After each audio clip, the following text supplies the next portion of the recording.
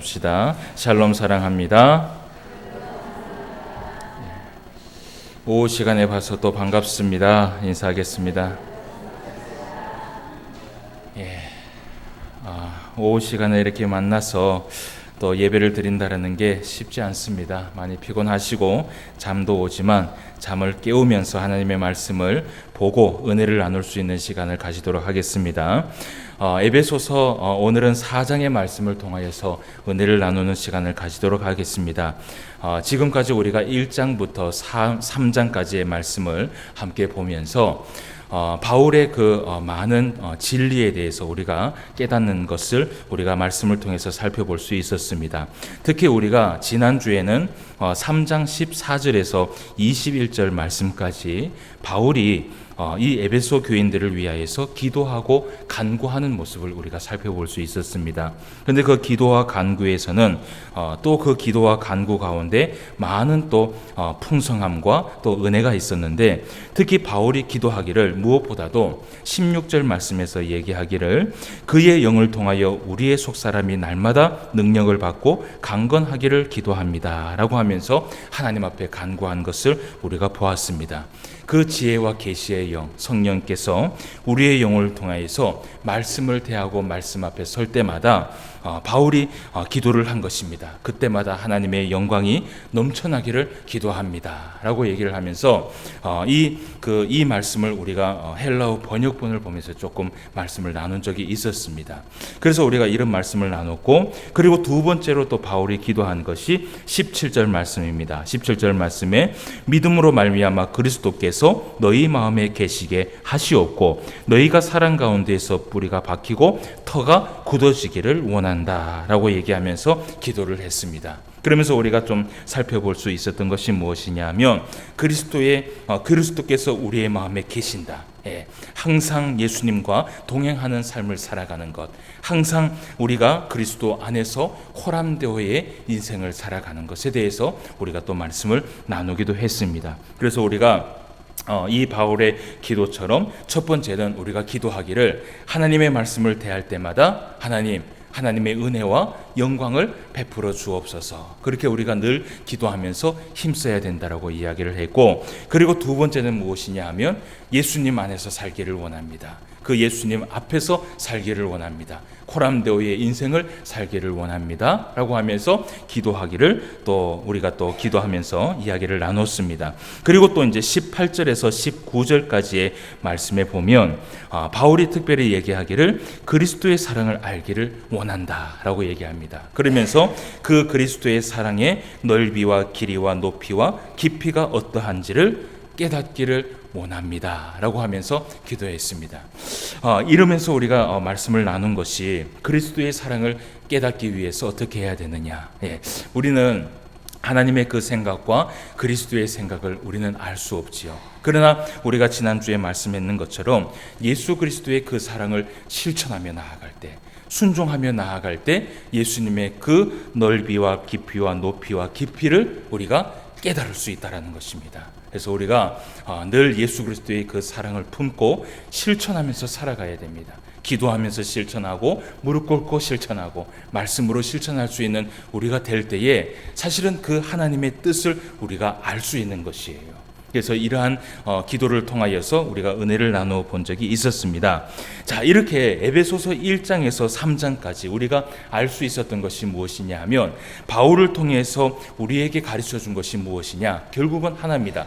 하나님의 경륜에 의해서 모든 은혜가 이루어졌고, 그리고 그 은혜 가운데 이방인과 유대인이 똑같이 하나님 앞에 사랑을 받았다는 것, 그리고 그 하나님의 사랑을 받은 교회, 그 사람이 한 몸을 이루었다라는 것입니다. 이것이 바로 교회가 됐다라는 것입니다. 여러분, 유대인만 있을 때에 그것이 교회가 아니라, 이방인만 있을 때에 그것이 교회가 아니라, 하나님은 똑같이 모든 사람을 똑같이 사랑해 주시고 모든 사람에게 은혜를 베풀어 주셨다라는 것이에요. 그래서 이것이 하나가 되어서 교회로 이루어졌다라는 것을 바울이 이것을 통하여서 이야기하고 있는 것입니다. 그래서 1장부터 3장까지는요, 바울이 이야기하고 싶은 것은 무엇이냐면 사실은요, 에베소서 이 말씀을 통하여서 교회론에 대해서 우리에게 얘기해 주고 싶었던 것이에요. 그래서 이 바울이 정말 우리에게 말씀해 주고 싶었던 것은 이 교회라는 것은 하나님의 경륜과 은혜 가운데에서 한 몸을 이루었다라는 것이에요. 하나님의 그 은혜와 경륜 가운데 부르심을 받은 사람들이 여기에 모였다라는 것이에요. 여러분, 우리가 이제 그 바울을 통하여서 4장 말씀에서 이제 4장부터 6장까지의 말씀을 우리가 볼 텐데, 이제 여기에서는 이제 무엇을 얘기하느냐 하면 실제적인 실천의 삶의 자세에 대해서 이야기를 합니다. 그런데 우리가 이 말씀을 좀 살펴보기 전에 사실은 신약 성경에 보면요, 교회라는 단어가 굉장히 많이 나와요. 이 교회라는 단어가 굉장히 많이 나오는데, 특히 바울이 교회라는 단어를 참 많이 사용했습니다. 바울 서신에서 나오는 그 교회라는 단어만 해도 114번이 기록이 되어 있어요. 그러니까 이 바울 서신이라는 것은 무엇이에요? 바울이 기록했다라는 것이잖아요. 그만큼 바울이요, 교회라는 단어를 참 많이 사용했어요. 그러면 여러분, 이 교회라는 단어가 의미가 무엇인가 우리가 생각을 해봐야 됩니다. 과연 교회라고 해서 오늘날 이렇게 건물로 이루어진 것이 과연 교회인가? 그렇지 않다라는 것이에요. 오늘 바울은 이 교회라는 단어를 사용할 때요, 항상 성도를 생각했습니다. 교회라는 이 단어는요, 헬라어로 에클레시아라고 얘기합니다. 이 에클레시아라는 단어의 뜻은 집회, 회중, 교회라는 뜻이 담겨 있어요. 그런데 이 그 에클레시아라는 이 단어가 명사로 된 단어인데, 이 단어의 어원이 무엇이냐면요, 에크라는 단어와 칼레오라는 단어에서 유래된 말입니다. 그러면 에크라는 단어는 무엇이냐면 무엇으로부터라는 단어예요. 무엇으로부터라는 것이에요. 그리고 칼레오라는 말은, 이 단어는 무엇이냐면 불렀다라는 것입니다. 무엇으로부터 불렀다라는 것이에요. 그래서 교회는요, 사실은 건물을 이야기하기보다는요, 하나님의 예정과 경륜에 의해서 택하심을 받았고, 그죠? 그 택하심을 받은 사람이 부르심을 받았다라는 것이에요. 하나님으로부터 부르심을 받은 사람들의 모임이 바로 교회라는 것입니다. 그래서 여러분, 우리가 교회를 딱 생각하면요, 무조건 이렇게 얘기합니다. 큰 교회, 작은 교회 이렇게 얘기하는데, 사실은 교회라는 것은 내 자신의 교회예요. 하나님이요, 그 경륜 가운데 하나님께서 우리를 택하시고 불러줬어요. 그 불러준 사람이 한 사람 한 사람이 모인 곳이에요. 여러분, 그 사람들이 여기에 다 모였습니다. 할렐루야. 우리 옆 사람과 인사를 나눕시다. 참 당신은 대단합니다. 시작. 대단한 사람들의 모임이 모인 곳이 바로 교회예요. 하나님의 이 경륜과 은혜 가운데에서 모인 사람들이 여기에 모였다는 것이에요. 그래서 하나님께서 우리들에게 얘기하시기에도 두세 사람이 모인 곳에 하나님께서 함께 하신다고 얘기했고, 그 두세 사람이 모인 곳에서요, 하나님의 이름을 가지고 하나님을 부르면요, 그것이 바로 교회가 되고, 그것이 바로 하나님 앞에 영광을 돌리는 것이에요. 여러분, 칼빈이 이런 얘기를 했습니다. 뭐라고 얘기했냐면, 사람이 많은 교회가 아니라는 것이에요. 사람이 작아도 그 안에 하나님을 경외하는 사람이 있으면 그것이 교회다라고 얘기를 했어요. 사랑하는 성도 여러분, 우리는 하나님 앞에 참된 교회인 줄 믿습니다. 왜냐하면요, 하나님 앞에 영광을 돌리기 위하여서 모인 사람들의 모임이기 때문이에요. 이렇게 교회라는 것에 대해서 바울이 이야기를 하고, 자, 이 교회라는 이름을 가지고 우리가 하나님 앞에 섰습니다. 우리가 생각합시다. 교회라는 건물을 우리가 생각하지 말고, 자, 내가 뭐예요? 내가 교회다. 따라합시다. 시작. 내가 교회다. 시작. 내가 교회다. 왜 교회예요? 하나님의 그 경륜과 은혜에 의해서 우리가 택함을 받았고 부르심을 받았기 때문에 교회예요. 에클레시아. 할렐루야. 내가 교회입니다. 그러면 이 교회가 과연 앞으로 어떻게 살아가야 되는가? 교회라는 그 부르심을 받은 우리 성도가 어떤 말씀을 가지고 어떻게 실천하면서 살아가야 되는가? 그것이 바로 이 에베소서 4장에서 6장까지의 말씀의 실천적인 부분에 대해서 이야기를 하고 있다는 것입니다. 그래서 여러분, 우리는 하나님 앞에 교회입니다. 부르심을 받았습니다. 그러면 이제 우리가 4장 말씀을 볼 때에 우리가 이제 어떻게 살아가야 되는가? 이것을 우리가 잘 듣고 순종하면서 살아갈 때에 부르심에 합당한 생활을 하는 우리인 줄 믿습니다. 아멘. 자, 그래서 우리가 4장 1절 말씀에 보니까요, 이런 말씀을 해요. 바울이 이런 얘기를 합니다. 그러므로 주 안에서 갇힌 내가 너희를 권하노니 너희가 어떻게 해요? 부르심을 받은 일에 합당하게 행하여라. 예. 교회로 부르심을 받았다면 그 부르심에 합당하게 행하면서 살아가라는 것이에요. 그 합당하게 생활하라는 그 가운데의 첫 번째가 무엇이냐 하면 오늘 바울이 얘기하기를 모든 겸손과 온유로 하라라고 얘기를 합니다. 첫 번째 따라합시다. 시작. 모든 겸손과 온유. 예, 제가 보니까요, 오후 시간엔 잠이 올 때는요, 같이 이렇게 하는 게 좋은 것 같아요. 그런 잠도 좀 깨고요. 예, 오늘 바울이 얘기합니다. 모든 겸손과 온유라고 얘기를 해요. 이 모든 겸손과 온유를 지키면서 살아가라는 것이에요. 여러분, 오늘 여기에 말씀에 보면요, 바울이 이런 얘기를 합니다. 겸손과 온유로 하고라고 얘기 안 해요. 뭐라고 얘기해요? 모든 겸손이라고 얘기해요. 영어로 all, 모든 것. 예, 모든 것을 하나님 앞에 겸손하게 행하고 온유를 가지고 우리가 교회 안에서 생활을 해야 된다는 것이에요. 여러분, 마태복음 11장 28절에서 29절 말씀에 보면 앞에 말씀이 이제 나올 겁니다. 나오면 거기에 보면 예수님께서 제자들을 불러 모으시는 장면이 나옵니다. 예수님께서 제자들을 불러 모으시면서 그 제자들에게 무엇을 말씀하셨냐면 이런 말씀을 했어요. 28절 말씀에 수고하고 무거운 짐진 자들아 다 누구에게로 오라? 내게로 오라. 내가 너희를 쉬게 하리라. 아멘. 예. 예수님께로 오면 쉼을 얻을 줄 믿습니다. 예수님께서 쉼을 주시고 힘을 주신다라고 이야기를 해요. 그러면서 우리가요, 이 28절 말씀만 보면 안 돼요. 그 28절 이후에 29절 말씀에 보면요, 쉼을 얻을 수 있는 방법을 가르쳐줘요. 예. 그러니까요, 예수님에게만 나온다고 쉼을 얻는 것이 아니라 29절 말씀에 보니까 예수님께서 이런 말씀을 하세요. 나는 마음이 온유하고 겸손하니 나의 멍에를 메고 내게 어떻게 해요? 배우라는 것이에요. 그리하면 너희 마음이 쉼을 얻으리라. 할렐루야. 예, 예수님 앞에 그냥 나온다고 우리가 쉼을 얻는 것이 아니라 예수님께서 이런 얘기를 하는 거예요. 나에게 나와서 온유와 겸손을 배워라. 예, 온유와 겸손을 배워라. 그리하면 너희 가운데 너희 마음에 쉼을 얻을 것이다 라고 얘기를 해요. 여러분, 예수님께서 우리에게 주신 그 온유와 겸손은 무엇이라고 생각하세요? 다른 것도 없어요. 하늘에 계신 그 하나님께서 이 땅에 오신 것만 해도 여러분 대단한 겸손입니다. 대단한 겸손이에요. 여러분, 가장 높은 곳에서 가장 낮은 곳으로 예수님께서 오셨어요. 여러분, 이것만큼 겸손의 가장 첫 번째는 없어요. 예수님께서 이 겸손과 온유를 배우라는 것이에요.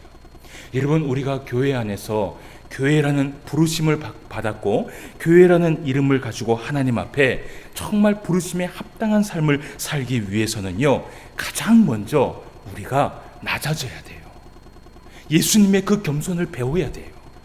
가장 높은 곳에서 스스로 가장 낮은 곳을 내려오셨어요. 여러분, 우리는요 늘 삶을 살아갈 때에 이런 삶을 살아야 됩니다. 남이 나보다 낫고 나는 그 사람보다 나는 못합니다 라는 그 마음을 가지고 겸손하게 생활을 해야 되는 것이에요. 여러분, 교회 안에서요 겸손한 사람들만 있다고 한번 생각을 해보십시오. 교회가요 어떻게 될까요? 제일 먼저요, 교회가 평안합니다. 평안해요. 그렇지 않겠어요? 네. 내가 가장 높은 사람이다 라는 사람이 한 사람도 없다라는 그 교회를 생각해 보세요. 얼마나 그 교회가 평안하고 온유할까요? 여러분, 한번 생각해 봅시다. 옛날에는요, 제가 어릴 때 신앙생활을 할 때는요, 그때만 해도 목사님들이 어떤 목사님들이 좀 유명했느냐 하면, 인기가 있었냐 하면 카리스마. 예, 카리스마 있는 목사님 보면요, 성도들이요 이러고 그랬어요. 제가 어릴 때만 해도 목사님들은 항상 두려움의 존재였어요. 예. 그런데 제가 목사가 되고자 하는 그 마음을 품게 해준 한 목사님이 있었어요. 예, 그 목사님은 감리교회 목사님인데요. 그 목사님은요 정말 사랑이 많으세요. 야, 그러면서 그 어린 마음에 제가 무엇을 품었냐 하면, 야, 나중에 크면 나는 목사가 되고 싶다. 그런 마음을 품었어요. 여러분, 교회 안에서는요, 목사든 성도든 가장 높은 사람은 아무도 없습니다. 이 교회, 그리스도의 몸된 교회의 가장 머리는 누구예요? 예수님밖에 없어요. 그 예수님이 머리시고 우리는 다 뭐예요? 지체예요, 지체. 다 서로에게 필요한 지체고 없어서는 안 될 지체예요. 목사도요, 여기에 강단에 올라와 있는 것 뿐이지 말씀을 잘 전달하고 잘 보이게 하고 이 말씀이 잘 선포되기 위하여서 여기에 서 있는 것 뿐이지요, 사실은요, 이 목사도요, 정말 아무 쓸모없는, 하나님 앞에서는 정말 부족한 사람이에요. 여러분, 우리가 교회 안에서 신앙생활 하면서 이런 마음을 먹읍시다. 첫째는 겸손입니다. 예수님의 그 겸손과 온유를 배웁시다. 다른 것 없습니다. 내가 가장 낮은 사람이라고 생각을 합시다. 할렐루야. 그러면 교회는 평안해요. 여러분, 교회의 평안의 조건은요, 다른 것 없어요. 교회 안에 낮아진 사람들이 일어나기 시작하면요, 교회는 평안할 줄 믿습니다. 그래서 오늘 이 바울이 부르심에 합당한 일에, 그 합당한 일에 대해서 가장 첫 번째가 뭐냐 하면 모든 겸손과 온유. 그냥 겸손이 아니고 뭐예요? 모든 겸손, 다 겸손하자. 따라합시다. 시작. 다 겸손하자. 이럴 때는 막 크게 해도 됩니다. 다 겸손하자. 시작. 모두 겸손하자. 시작. 그러면 돼요. 그러면 신포한 교회가요, 하나님 앞에 평안하여서 말씀 안에 든든히 서갈 줄 믿습니다. 할렐루야. 이런 겸손과 온유를 배우라고 얘기를 합니다. 그리고 또 두 번째, 오늘 바울이 얘기하기를, 두 번째, 우리가 부르심에 합당한 삶을 살기 위해서는 오래 참음과 사랑 가운데에서 서로 용납해 주라라고 얘기를 합니다. 오늘 말씀에 오래 참음과 서로 용납해 주는 것. 여러분, 우리가요, 왜 오래 참아야 되는가? 왜 오래 참아야 된다고 생각하세요? 예수님께서 이 말씀을 통하여서 우리에게 오래 참으라고 이야기한 이유가 무엇일까요? 오래 참지 못할 일들이 일어나기 때문에 이런 것이에요. 여러분, 우리가요, 이 신앙생활을 하다 보면요, 사실은 오래 참지 못할 때가 있어요. 그렇기 때문에 예수님께서 이 말씀을 하신 것이에요. 여러분, 교회의 모임은 어떤 모임이냐? 하나님의 경륜을 통하여서 은혜 가운데 부르심을 받은 사람들의 모임이지만 그 사람들은요, 다 죄인입니다. 우리가 오전에도 이야기했는 것처럼 우리는요, 다 부족해요. 어쩔 수 없어요. 여러분, 이렇게 완전하지 못하고 허물이 있는 사람들이 있으면요, 어떻게 될까요? 가끔씩 우리 마음속에요, 오래 참지 못할 때가 있어요.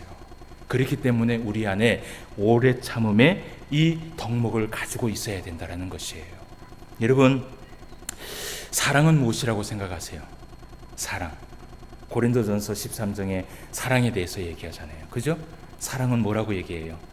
오래 참는 거라 그러잖아요. 그러면 오래 참는 거라고 얘기하면 오래 참으면 되는 것이에요. 할렐루야. 다른 거 없어요. 이 오래 참음에 대해서 어떤 목사님은 해석을 하고 풀이를 하고 막 상징적인 걸 붙어놓고 하는데 그럴 필요 없어요. 그냥 우리는 오래 참으면 돼요. 그러면 됩니다. 할렐루야. 그래서 여러분, 우리가요, 이런 것이 있습니다. 이 사랑이라는 이 단어, 여러분, 용납함이라는 이 단어가 없었다면요, 사랑이라는 단어도 없어요. 그렇죠?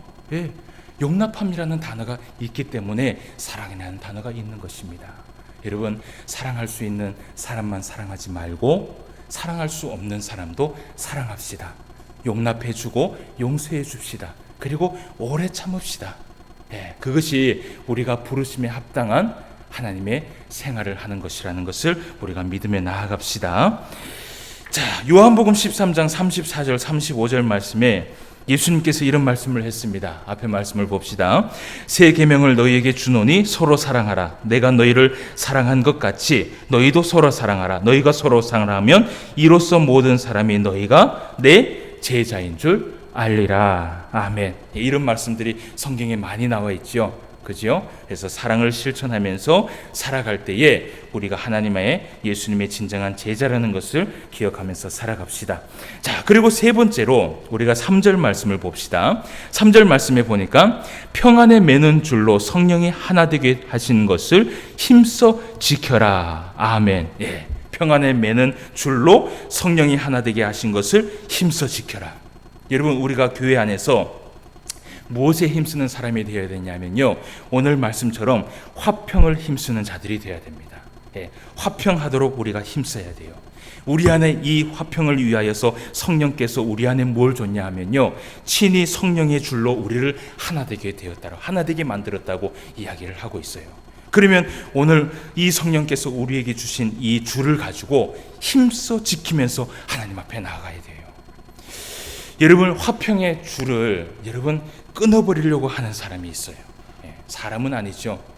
이 화평의 줄, 우리를요, 성령께서 이 화평의 줄로 딱 묶어놨는데 이거를 어떻게든지 한번 끊어보려고 하는 존재가 있어요. 그것이 누구예요? 사탄이에요. 사탄. 그래서 사탄이요, 교회 안에서요 활동을 합니다. 교회 안에서 활동을 하는데 사람 마음에 어떤 마음을 줘요? 악한 마음을 주고, 미운 마음을 주고, 섭섭한 마음을 줘요. 여러분, 귀신 가운데 제일 무서운 귀신이 뭐라 그랬어요? 섭섭함을 주는 귀신.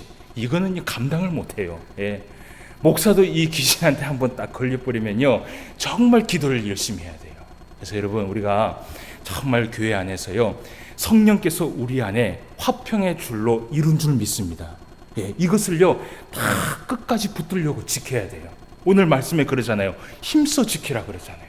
그러면은 이 힘써 지키면서 우리를 막 끊으려고 하고 애쓰려고 하고 막 이런 사단의 방해가 있을 때 우리가 기도해야 돼요.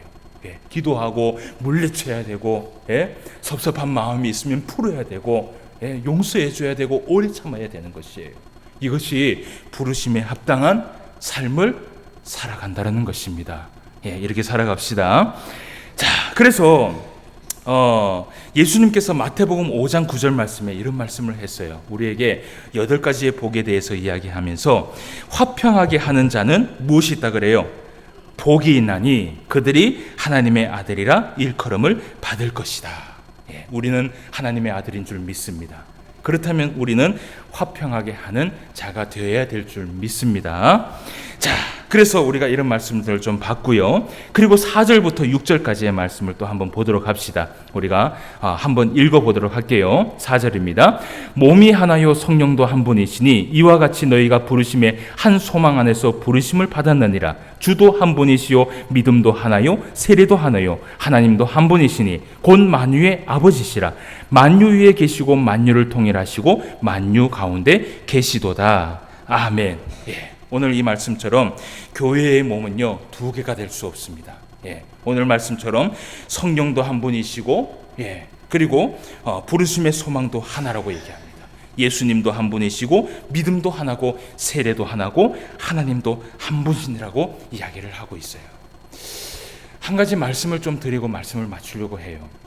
마태복음 13장 말씀에 보면요 어떤 말씀이 나오냐 하면 4가지 땅에 떨어진 씨의 비유에 대해서 말씀을 해요. 그 말씀을 우리가 잘 알고 있죠. 그런데 그 말씀 가운데에 그 비유를 말씀하시면서 예수님께서요 좋은 씨를 밭에 심은 이야기를 하십니다. 13장 말씀이에요. 그런데 어떤 사람이요 정말 기름지고 좋은 땅에 좋은 씨를 딱 뿌렸어요. 근데 그 말씀에 보면 무슨 이야기가 나오냐면 어떤 악한 자가 좋은 땅에 좋은 씨를 뿌린 것을 딱 보거든요. 마음에 악한 마음을 품었는 것 같아요. 그래서 그 악한 자가요 곡식 가운데 무엇을 뿌리고 도망가느냐 하면 가라지 씨를 딱 뿌리고 도망가는 거예요. 못됐다 그죠? 좋은 땅에 좋은 씨를 딱 해놓으면 정말 귀한 것들이 자라날 거 아니에요. 여러분, 우리 교회도 밭이 계시는 분이 조금 계시는데 여러분 거기에 씨를 딱 뿌려놨는데 누가 나쁜 씨를 딱 뿌려놨다고 생각해 보세요. 마음이 상하죠. 그런데 나중에요 종이요 주인에게 딱 나옵니다. 주인에게 와서 말하기를, 주인에게 이런 얘기를 해요. 분명히 좋은 땅에 좋은 씨를 뿌렸는데 주인이요 여기에 가라지가 생겼습니다. 그러니까 이 가라지를 뽑게 해주십시오 라고 얘기를 해요. 그때요 그 주인이 이렇게 얘기를 합니다. 가만히 두어라. 가만히 두어라. 가라지를 뽑다가 곡식까지 뽑을까 염려가 된다 라고 말씀을 했어요. 그리고 우리가 마태복음 13장 36절에서 43절까지 말씀을 함께 보도록 합시다. 앞에 말씀을 또 띄워놓도록 하겠습니다.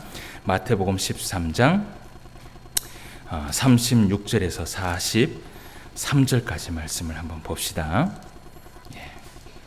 말씀을 찾으실 수 있는 분들은 찾으시고 앞에 또 말씀을 보실 분들은 앞에 보시면 됩니다. 신약성경 22페이지에 기록이 되어 있습니다. 마태복음 13장 36절에서 43절까지 말씀입니다. 제가 봉독해 드리겠습니다. 이에 예수께서 무리를 떠나사 집에 들어가시니 제자들이 나와 이르되 밭의 가라지의 비유를 우리에게 설명하여 주소서. 대답하여 이르시되 좋은 씨를 뿌리는 이는 인자요 밭은 세상이요 좋은 씨는 천국의 아들들이요 가라지는 악한 자의 아들들이요 가라지를 뿌린 원수는 마귀요 추수 때는 세상 끝이요 추수꾼은 천사들이니 그런즉 가라지를 거두어 불에 사르는 것 같이 세상 끝에도 그러하리라. 인자가 그 천사들을 보내리니 그들이 그 나라에서 모든 넘어지게 하는 것과 또 불법을 행하는 자들을 거두어내어 풀무불에 던져 넣으리니 거기서 울며 이를 갈게 되리라. 그때에 의인들은 자기 아버지 나라에서 해와 같이 빛나리라. 귀 있는 자는 들으라. 아멘. 사랑하는 성도 여러분, 우리가 교회 생활을 하다 보면요 이러한 일들이 있습니다. 교회는요 늘 평안할 수밖에는 없어요. 평안하지만은 않아요. 교회 안에서는요 늘 이 몸을 두 개로 나누는 사람이 있어요. 만들려고 하는 사람이 있어요. 가라지가 존재합니다. 여러분, 사단이 존재하는 동안에는요 이런 일들이 당연하게 일어나요. 여러분, 교회 안에 우리가 아무리 성령이 뜨거워도요 사단은 이곳에 존재합니다. 오히려 우리가요 더 은혜를 많이 받으면 받을수록요 사단은요 더 크게 활동을 합니다. 그러나 우리가 오늘 이 말씀을 기억을 합시다. 부르심에 합당한 그 생활을 우리가 해야 되는 이유가 무엇이냐? 때로는 우리가 이런 삶을 살아가면서 가라지를 만날 때도 있고 그렇습니다. 그러나 예수님께서 얘기를 했어요. 뽑지 말라고 얘기했어요. 뽑다가 멀쩡한 것까지 상처를 당할 거라고 얘기를 해요. 우리가 이런 말씀을 기억을 하고 오늘 우리가 말씀 가운데에서요 43절 말씀을 좀 기억했으면 좋겠어요. 다 같이 한번 읽어봅시다. 시작. 그때의 의인들은 자기 아버지 나라에서 해와 같이 빛나리라. 귀 있는 자는 들으라. 아멘. 귀 있는 자는 들으시길 바랍니다. 우리가 때로는 힘들고 어렵고 그리고 이 교회 생활을 하면서 정말 참을 수 없고 사랑할 수 없고 용서할 수 없을 때가 있습니다. 그러나 용서하고 힘을 쓰고 애를 쓰고 용납하고 사랑합시다. 할렐루야. 그러면 우리가 마지막에 하나님 앞에 섰을 때, 예수님 앞에 섰을 때 아버지 나라에서 해와 같이 빛날 수 있는 영광이 우리 안에 있을 줄 믿습니다.